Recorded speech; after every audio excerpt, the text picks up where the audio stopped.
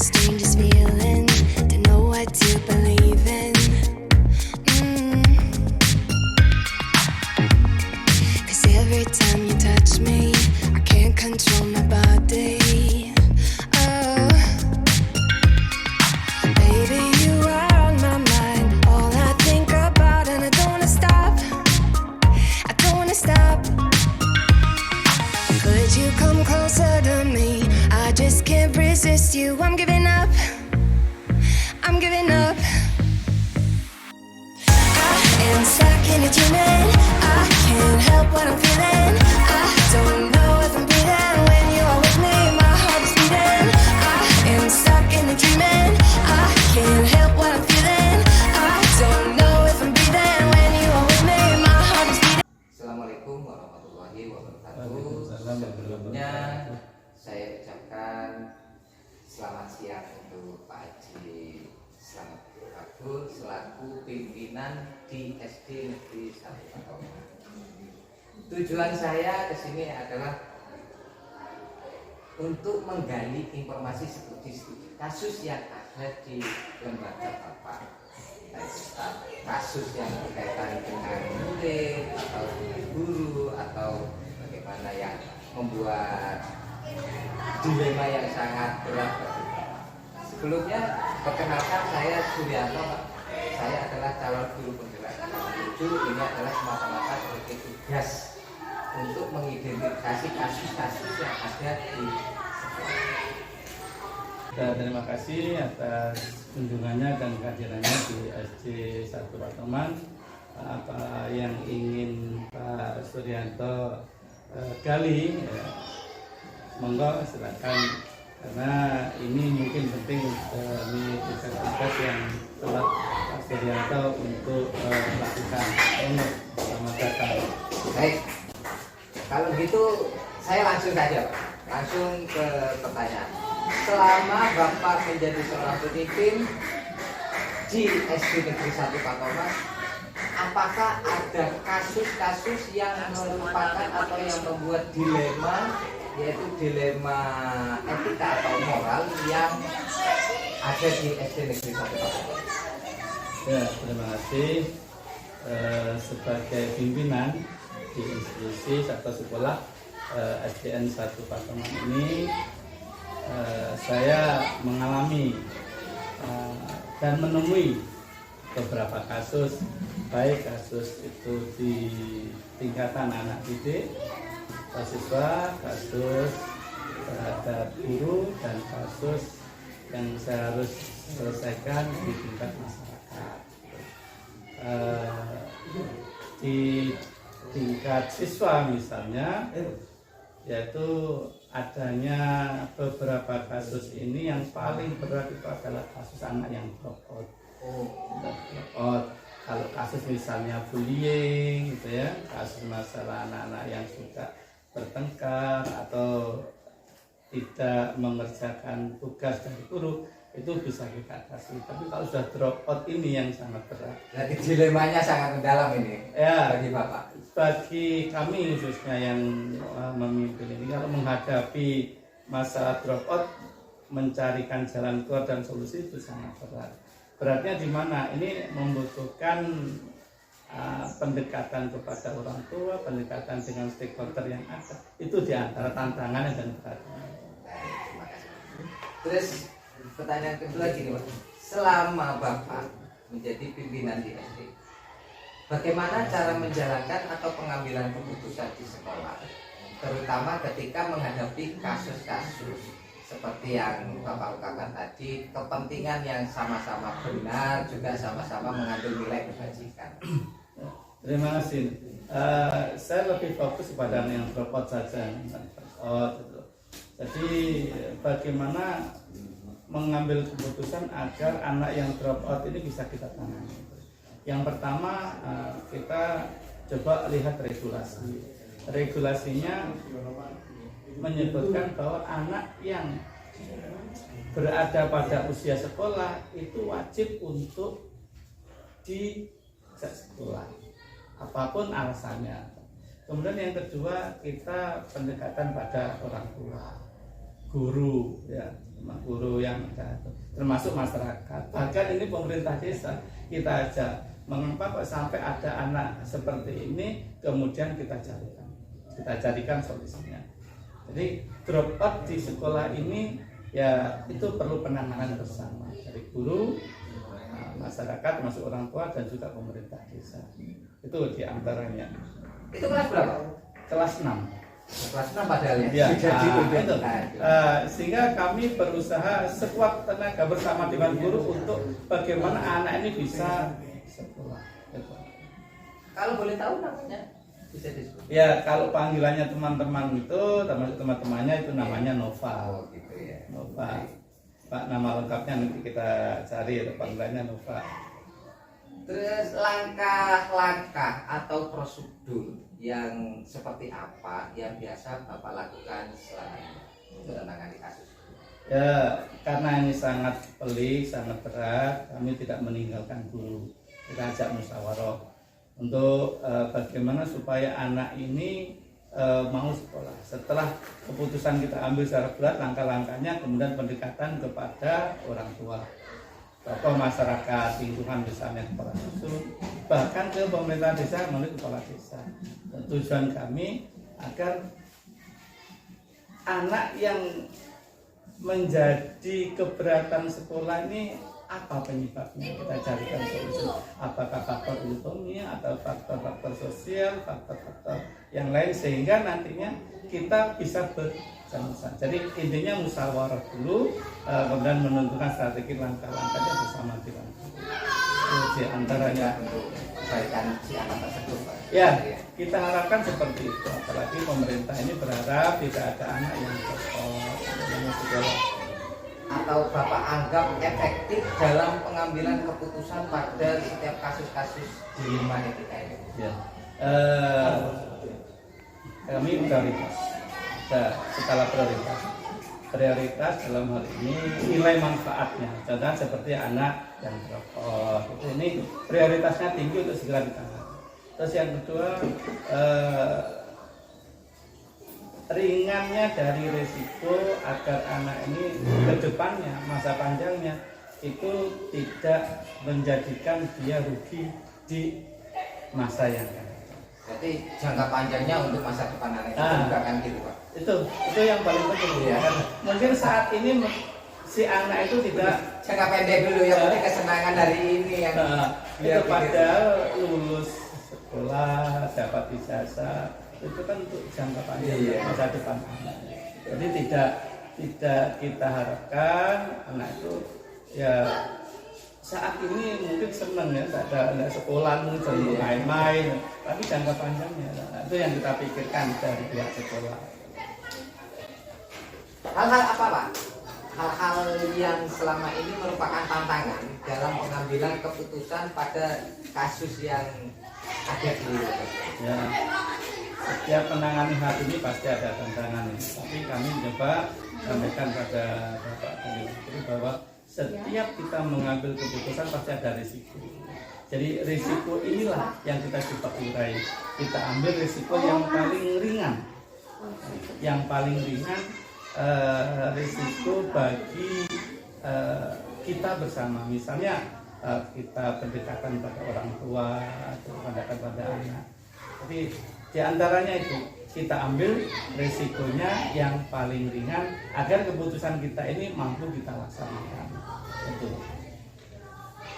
Apakah Bapak memiliki sebuah atau tatkala penjadwalan tertentu dalam penyelesaian kasus dilematika ini, atau Bapak menyelesaikan di tempat pada saat itu juga, atau memiliki sebuah jadwal khusus untuk menyelesaikan atau bentuk prosedur yang seperti apa? Ya, dalam kasus Nova ini kami berusaha untuk membuat jadwal ya, mekanisme. Yang pertama melalui forum-forum di internal sekolah, kemudian yang kedua kunjungan kepada wali murid, orang tuanya, itu terjadwal sampai kepada kepala dusun, kepada kepala desa, agar ini betul-betul menjadi pikiran kita bersama. Tidak hanya ini tanggung jawab sekolah tapi tanggung jawab masyarakat termasuk pemerintah desa. Jadi kami secara mekanisme dan juga rencana itu sudah terjadwal. Ini jadwal ini yang kita susun bersama untuk mencari solusi bersama dengan guru.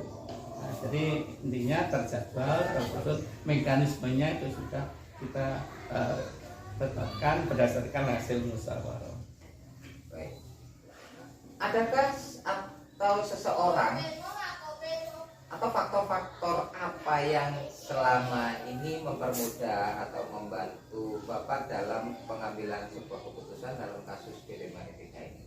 Ya, partner kerja kalau di sekolah itu ya dengan guru, kalau dipersempit wali kelasnya, itulah yang kita jaman. Kemudian juga melibatkan siswa, mengapa kok sampai ini tidak sekolah, sebabnya terus mengapa itu. Jadi yang utama partner kerja, kemudian kita teruskan lagi adalah ya masyarakat, orangnya itulah.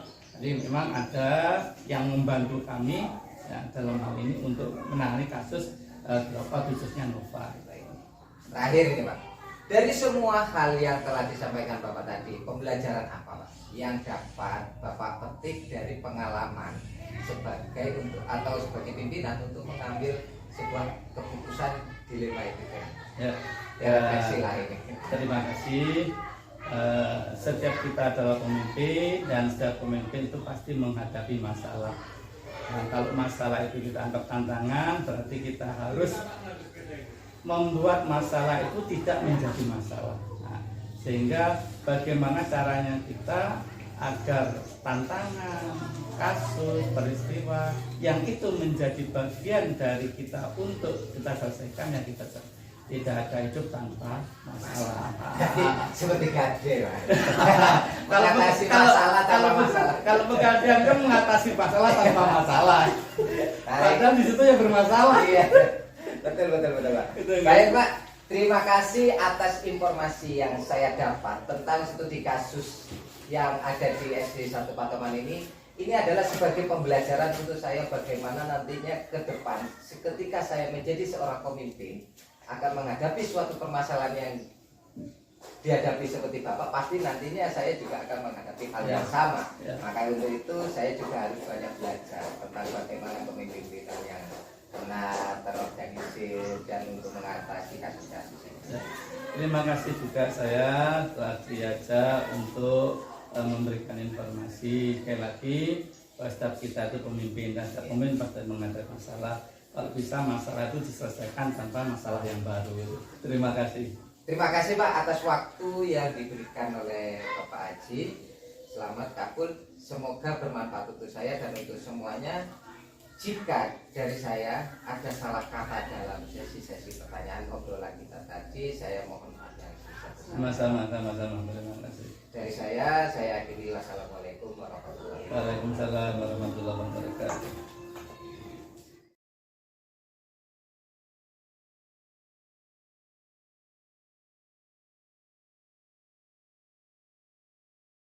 Assalamualaikum warahmatullahi wabarakatuh. Waalaikumsalam warahmatullahi Lagi wabarakatuh. dengan Bapak Miskan sebagai pimpinan di lembaga SD Negeri 2 Patoman. Betul Pak? Selamat pagi, betul saya sendiri adalah Miskan SPD. Kebetulan saya dituakan di sini yaitu sebagai pemimpin atau pucuk pimpinan SD Negeri 2 Patoman. Bapak di sini sudah lama? Saya di sini alhamdulillah itu lebih kurang hampir 2 tahun. Jadi nggak terlalu lama Mas. Baik. Gini, tujuan kami ke Bapak Miskan adalah sebagai tugas untuk melaksanakan pengidentifikasian kasus yang ada di sekolah SD 2 Patoman. Bisa berkenan untuk kita bahas Pak kasus-kasus yang ada. Ya kebetulan pada tahun ini ada sedikit kasus di sini, tetapi apabila Bapak ingin mengetahuinya monggo saya persilahkan. Saya terbuka aja di sini. Baik, kita ngobrol santai saja. Baik Pak, gini Pak. Yang pertama pertanyaan saya gini. selama Bapak ada SD 2 Patoman, Bapak mendapatkan atau kasus yang menurut Bapak membuat dilema di Bapak itu apa? Mungkin ada kasus yang paling dilema. Begini ya, semenjak saya ditunjuk untuk menjadi kepala sekolah di SD 2 Patoman ini, kok kebetulan begitu saya masuk, saya terkejut. Ada salah satu tenaga pendidik di sini, saya lihat absen kok jarang masuk. Itu siapa Pak? Pendidik?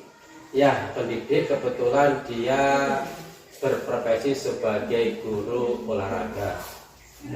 Selama ini bagaimana Bapak menjalankan pengambilan keputusan dari kasus yang ada, terutama kasus tadi, yaitu kepentingan yang mana kepentingan ini sama-sama mengandung nilai kebajikan. Bagaimana?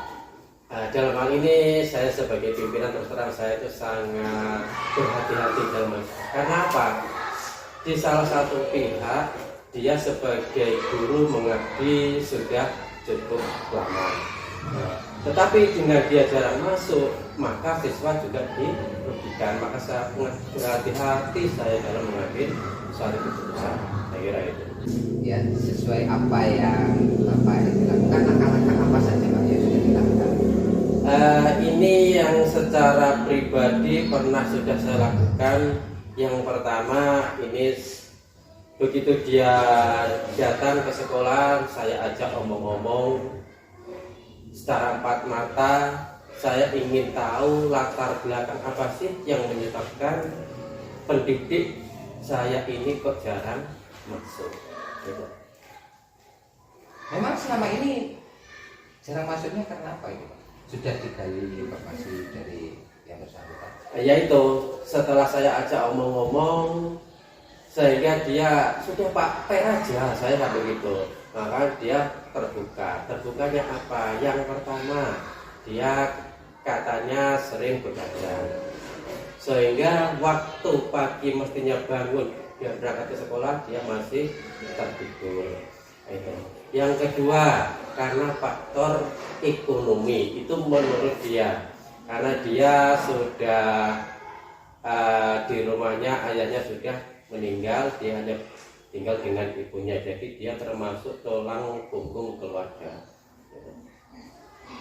Gini Pak, hal-hal apa saja yang selama ini Bapak anggap efektif dalam pengambilan keputusan pada kasus yang terjadi di lembaga Bapak? Begini, dalam hal ini karena dia itu sering meninggalkan tempat tugas, maka kami melakukan pemantauan secara langsung. Itu. Bahkan sering saya hubungi ketika dia nggak datang, saya bel, Pak, kenapa nggak masuk? Tapi sering saya menghubungi beliau ini malah tidak diangkat. Itu kadang-kadang hati saya sangat kecewa. Tapi responnya kurang begitu semangat ya. Ya. Baik. Hal apa ya Pak yang selama ini merupakan tantangan dalam pengambilan keputusan pada kasus dilema etika ini pada pendidik?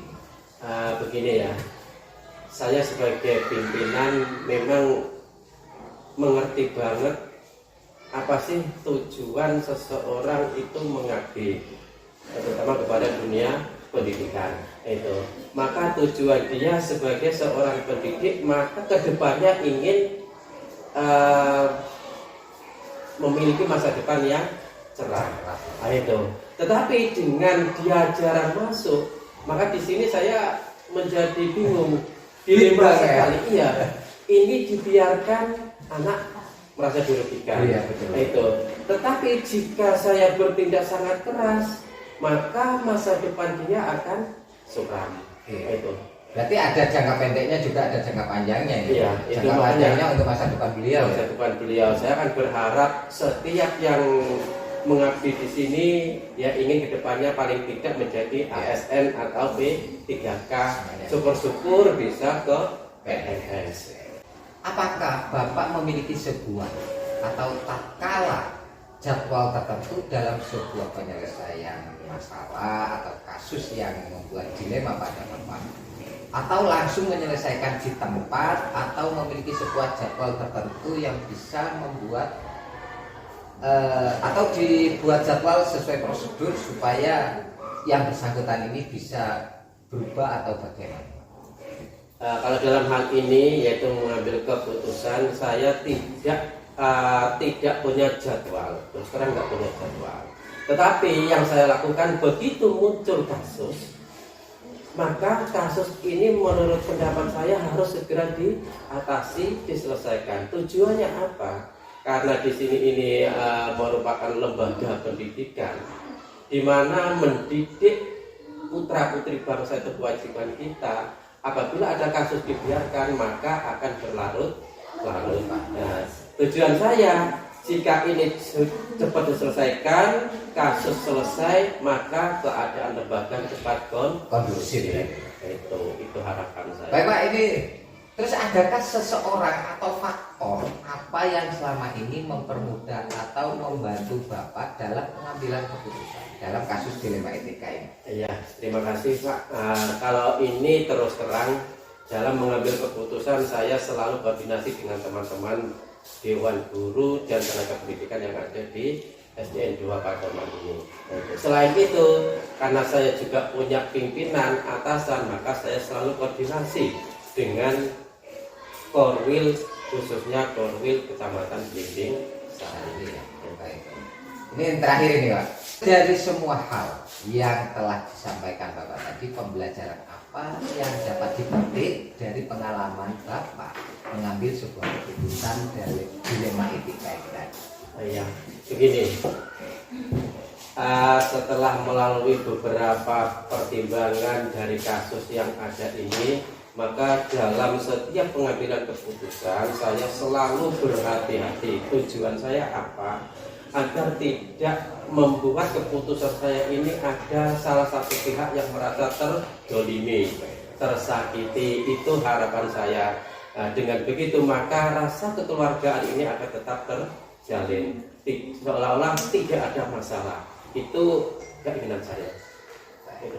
Yang bersangkutan tadi guru olahraga, kalau boleh tahu namanya siapa sih? Ini namanya Muhammad Sauki Badrul Rijal, itu namanya. Baik, terima kasih Bapak Miskan untuk waktu yang diberikan kepada saya hari ini tentang studi kasus yang ada di SD 2 Patoman. Ternyata saya dapat informasi bahwa di sini memang benar ada kasus tentang tenaga pendidik yang jarang masuk ke sekolah. Ya Pak, jadi saya terus terang aja karena itu memang kenyataan. Iya. Saya nggak mau tedeng aling-aling karena harapan saya sebagai pimpinan ya bagaimana lembaga ini bisa berjalan dengan baik, pembelajaran tidak ada kendala itu. Bahkan saya mengatasi supaya dia cepat masuk, dia setiap hari bisa masuk. Itu saya buatkan sebuah pernyataan. Di situ bermaterai, ditandatangani, dia menyatakan sanggup. Itu. Terus sekarang bagaimana? Ada perubahan atau bagaimana? Setelah saya buatkan pernyataan, ternyata kok tetap adem ayem aja. Itu berarti saya merasa sebagai pimpinan sudah nggak dihargai lagi, maka saya mengambil keputusan tegas. Karena saya lembaga saya ingin kondusif, ingin keputusan tegas. Di situ hanya di TT, tetapi itu pun saya tidak ambil keputusan semata-mata, saya koordinasi dulu dengan pernyataan tadi. Itu ada kata-kata apabila saya tidak masuk sekian hari, maka saya menganggap mengundurkan diri. Itu salah satu isi atau poin dari pernyataan tersebut. Nah, ternyata pernyataan tersebut 2 bulan dia lancar terus. Ya, akhirnya saya dengan sangat terpaksa, dengan sangat terpaksa ya, berdasarkan hitam di atas putih tadi, yaitu ya sudah saya lepas. Saya ingin cari pengganti. Berarti sekarang tidak aktif lagi. Tidak aktif lagi itu, tetapi saya koordinasi dengan pimpinan bahwa ternyata oleh pimpinan dia masih dikasih kesempatan itu untuk mencari sekolahan lain. Apabila sudah dapat, baru nanti dari Belimbing Sari dia akan dimutasi. Baik Pak, terima kasih atas informasi yang sudah disampaikan begitu banyak dan sangat menarik bagi saya. Saya juga mohon maaf jika ada salah dalam perkataan ini tadi. Dari saya akhiri. Assalamualaikum warahmatullahi wabarakatuh. Waalaikumsalam warahmatullahi wabarakatuh. Begitu juga dengan saya Pak, saya sangat terima kasih kepada Bapak karena apa, Bapak telah sudi datang ke sekolahan kami ini hanya untuk apa ya, jauh-jauh itu untuk mencari kasus. Nah itulah Pak kasus yang ada di sekolahan kami. Saya kira itu yang bisa saya berikan tentang informasinya. Saya juga mohon maaf bila mana selama Bapak di sini pelayanan kami kurang berkenan di hati Bapak. Pak, Terima kasih. Sama-sama Pak. Semoga bermanfaat ilmunya. Ini ke depan untuk pembelajaran saya ketika saya suatu saat menjadi seorang pemimpin juga akan mengambil ilmu dari Bapak. Terima kasih Pak. My heart is beating. I'm giving up, getting into you. I'm giving up, getting into you. I'm giving up,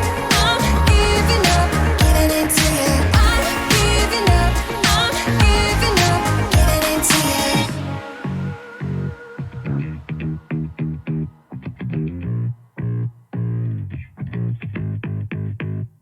Baby, you are on my mind. I can't control my body, can't control my body, body. I am stuck in a dreaming. I can't help what I'm feeling.